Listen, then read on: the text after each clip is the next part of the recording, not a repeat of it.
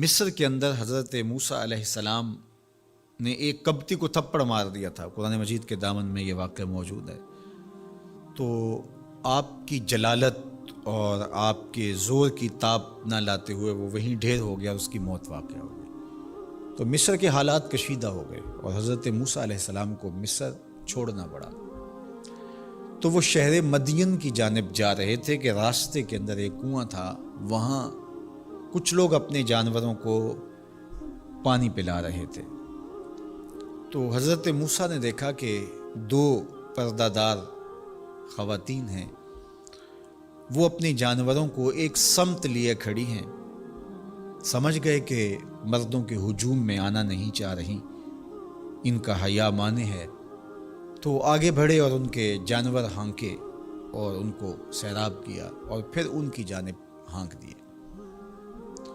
وہ واپس گئیں اور اپنے والد بزرگوار سے کہا کہ ایک سالے نوجوان جس کی آنکھوں میں شرم و حیا تھا، اس نے ہمارے ساتھ یہ مہربانی کی۔ تو ان کے والد گرامی نے کہا کہ جاؤ اس کو بلا کے لاؤ۔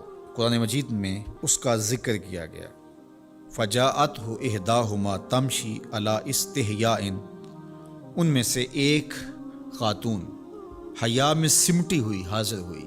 اس نے کہا کہ ہمارے والد گرامی آپ کو بلاتے ہیں، آپ نے ہمارے ساتھ جو مہربانی کی ہے اس کا وہ اجر دینا چاہتے ہیں۔ تو حضرت موسیٰ علیہ السلام ان کے ساتھ چلے گئے، اور جب گئے تو یہ گھر تھا حضرت شعیب علیہ السلام کا، اور یہ صاحبزادیاں حضرت شعیب علیہ السلام کی تھیں۔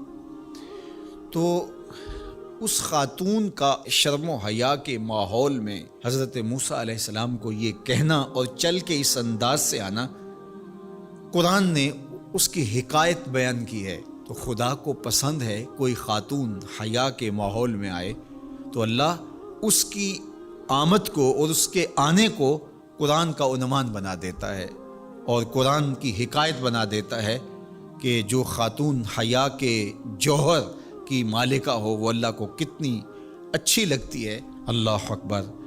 حضرت نبی اکرم صلی اللہ علیہ وآلہ وسلم کا فرمان حیا کے حوالے سے، الحیاء من الایمان، حیا ایمان سے ہے۔ تو جتنے بھی ایماندار لوگ ہیں وہ پھر حیا کے جوہر سے مزین ہوں گے، مالا مال ہوں گے۔ آپ دیکھ لیجئے، سب سے بڑے ایماندار تو میرے اور آپ کے آقا مولا ہیں، اور حضور کمواری لڑکی سے زیادہ حیادار تھے۔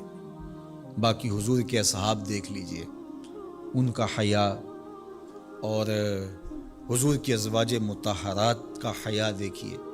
ام المومنین حضرت عائشہ رضی اللہ تعالی عنہا فرماتی ہیں کہ حضور کا جب وصال ہوا اور حضور میرے حجرے میں دفن ہوئے، تو میں جب حضور کی قبر انور پہ جاتی تو معمولی چادر اوڑھ کے چلی جاتی، اس خیال سے کہ میرے شوہر ہیں۔ پھر حضرت ابوبکر صدیق رضی اللہ تعالیٰ عنہ کا وصال ہوا تو وہ بھی ساتھ دفن ہو گئے، تو میں پھر بھی اسی حالت میں جاتی اور میں سوچتی کہ ایک میرا شوہر ہے اور دوسرا میرا والد ہے۔ کہا پھر حضرت عمر رضی اللہ تعالیٰ عنہ کا انتقال ہوا اور وہ بھی ساتھ مدفون ہوئے۔ تو حضرت ام المومنین فرماتی ہیں کہ اب جب میں جاتی تو میرا جانے کا انداز مختلف تھا۔ فواللہ ما دخلت الا وانا مشدودۃ علی ثیابی حیاء من عمر۔ کہا اب جب بھی میں جاتی تو خوب اوڑھنی اوڑھ کے اور چادر لے کے جاتی، مجھے عمر سے حیا آتی۔ یہ ام المومنین کا انداز زندگی ہے۔ مخدرات اسلام کو اس سے سیکھنا چاہیے۔ جو قبر میں دفن ہیں ان سے بھی یہ حیا کریں، جو مومنوں کی ماں بھی لگتی ہیں۔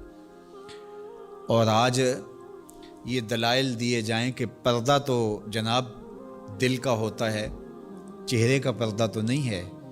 باقی کسی کو اپنی آنکھ میں شرم پیدا کرنی چاہیے۔ عورت کو کیا ضرورت ہے کہ وہ اپنے آپ کو ڈھانپ کے رکھے؟ اب ام المومنین کا عمل یہ ہے کہ فرماتی ہیں کہ میں اپنے آپ کو خوب سمیٹ کے جاتی حیاء من عمر۔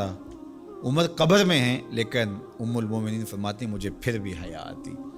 اور حضرت سیدہ طیبہ طاہرہ حضرت فاطمہ الزہرا رضی اللہ تعالی عنہا نے کہا کہ عورت کے لیے بہترین پردہ یہ ہے کہ اس کو کوئی غیر مرد نہ دیکھے اور وہ غیر مرد کو نہ دیکھے۔ تو جب یہ ہمارا دین ہمیں سکھاتا ہے اور حیا کا یہ سبق دیتا ہے، بڑوں سے حیا کرنے کی تلقین کی گئی، اللہ سے حیا کرنے کی، اس کے رسول سے حیا کرنے کی تلقین کی گئی۔ صحابہ فرماتے ہیں بعض اوقات ہم کچھ پوچھنا چاہتے ہوتے تھے اور حضور کے حیا کی وجہ سے ہم ایک عرصہ تک وہ بات نہیں پوچھ پاتے تھے۔ آج دادا کے سامنے بچے جس طرح بات کرتے ہیں اور جس طرح بچوں سے حیا کا جوہر ختم ہو گیا ہے،